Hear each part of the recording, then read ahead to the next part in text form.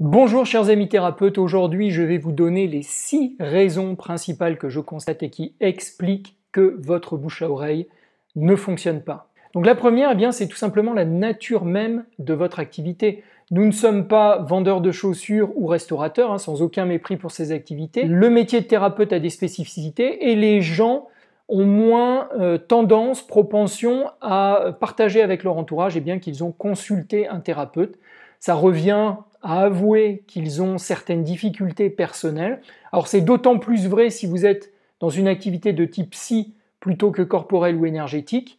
Mais en tous les cas, c'est un véritable frein à ce bouche à oreille, sachez-le.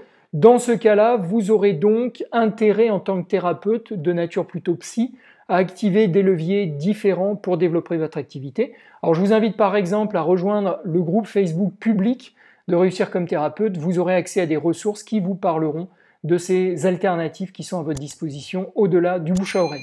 Le deuxième point, et là je vais être peut-être un petit peu cash, honnête, mais vous avez besoin en tant qu'entrepreneur du cœur d'être honnête avec vous-même, c'est peut-être tout simplement parce que vous n'avez pas de résultats dans votre pratique thérapeutique ou pas suffisamment.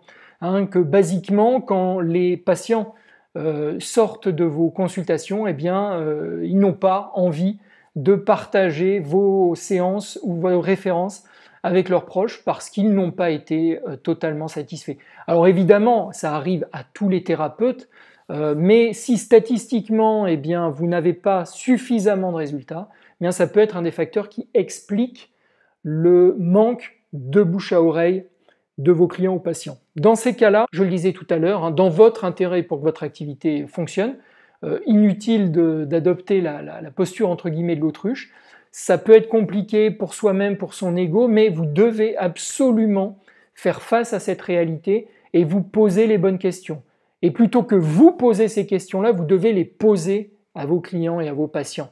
Leur demander un feedback, faire un sondage, leur demander tout simplement s'ils sont satisfaits de leur suivi, s'il y a des choses que vous auriez pu changer, s'ils ont l'impression que certains points n'ont pas été abordés. Essayez de comprendre en discutant avec eux s'ils sont satisfaits de vos prestations. Alors évidemment, souvent vous pouvez avoir un feedback explicite de leur part par des remerciements, par des choses comme ça. Dans ce cas-là, vous êtes rassuré sur ce point. Mais si ce n'est pas le cas, si vous sentez que les choses ne se passent pas forcément aussi bien qu'elles devraient, n'hésitez pas à leur poser la question. Alors, ça peut être lié à vos compétences, entre guillemets, thérapeutiques. Peut-être que vous débutez, dans ce cas-là, ça peut être normal.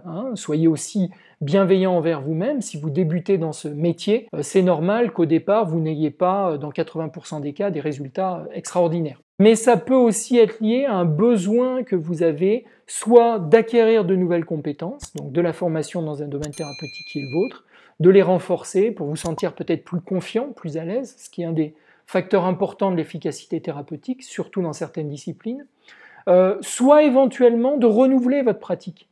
Et vous pouvez vraiment avoir un effet d'émoussement avec le temps, c'est-à-dire qu'au départ, vous étiez tout feu, tout flamme autour de votre pratique, et puis petit à petit, il y a un facteur de lassitude. Vous avez tendance à ne pas renouveler vos séances, à appliquer un petit peu toujours les mêmes recettes avec vos clients patients, à ne pas les personnaliser suffisamment.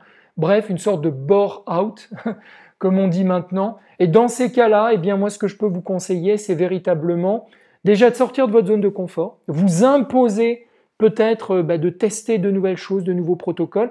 Et ça passe souvent par une nouvelle formation, par le fait de réactualiser un petit peu vos compétences, parce que c'est ce qui va vous permettre de retrouver un petit peu cette flamme du débutant qui va faire de vous un meilleur thérapeute parce que passionné, parce que avec le bon niveau d'énergie. Donc le troisième point, ça peut être que vous n'établissez pas une bonne relation thérapeutique. Vous êtes peut-être un excellent thérapeute techniquement, très bien formé dans sa discipline, mais vous n'arrivez pas à créer cette relation de confiance, de bienveillance, d'écoute active qui permet à votre patient-client de se sentir en sécurité, accepté et d'avoir envie de collaborer avec vous dans ce processus thérapeutique, dans ce processus de changement. Donc, pas de panique, ce sont des choses aussi qui s'apprennent, c'est une vraie discipline. On peut travailler spécifiquement sur cette relation thérapeutique et vous trouverez là encore des infos et des ressources dans le groupe Facebook public. La quatrième raison, eh bien, ça peut être un facteur externe que vous n'avez pas identifié, mais qui fait que même si vos séances sont excellentes, même si vos clients patients sont très satisfaits, eh bien, ils ne sont pas enthousiastes à partager votre référence entre guillemets avec leurs proches. Ça peut être par exemple un mauvais emplacement. C'est tout bête, mais si votre cabinet est dans un quartier, par exemple, un petit peu compliqué, un petit peu difficile, eh bien, ça peut être un vrai frein à ce bouche à oreille. Ça peut être des problèmes d'accès, des problèmes de parking, il peut y avoir comme ça un tarif un peu trop élevé. Donc là encore, le seul moyen que vous aurez bien d'identifier ce facteur externe et de le résoudre, ça va être d'en parler avec vos patients clients et d'essayer de les interroger, d'essayer de comprendre. Vous pouvez même leur demander explicitement, est-ce que vous avez parlé de moi?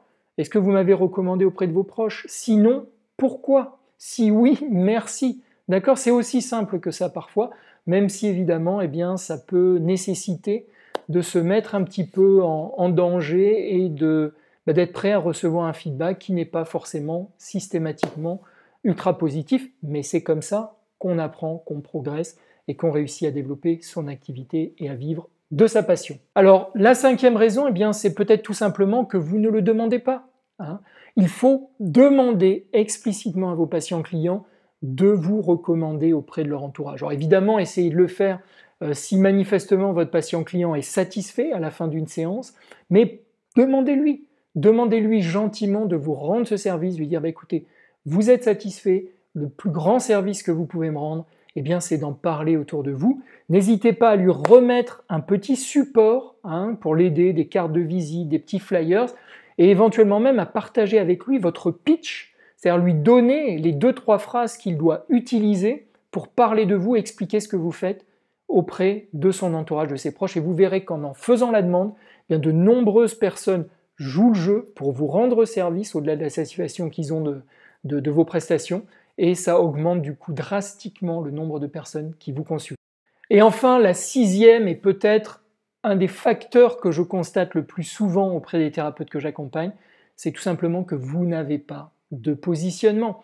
Comment voulez-vous que vos clients, vos patients, aussi satisfaits soient-ils, puissent parler de vous à leur entourage si vous n'en êtes pas capable vous-même, si vous n'êtes pas clairement positionné, s'il n'est pas possible de dire en 2-3 phrases, voire même idéalement en une seule phrase, ce que vous faites. C'est important. Imaginez votre client patient qui a eu une séance la semaine dernière, hyper satisfait, il va dans une soirée, il rencontre quelqu'un, il en discute avec lui, ils en arrivent à parler d'accompagnement, de thérapie ou d'une problématique spécifique que vous prenez en charge.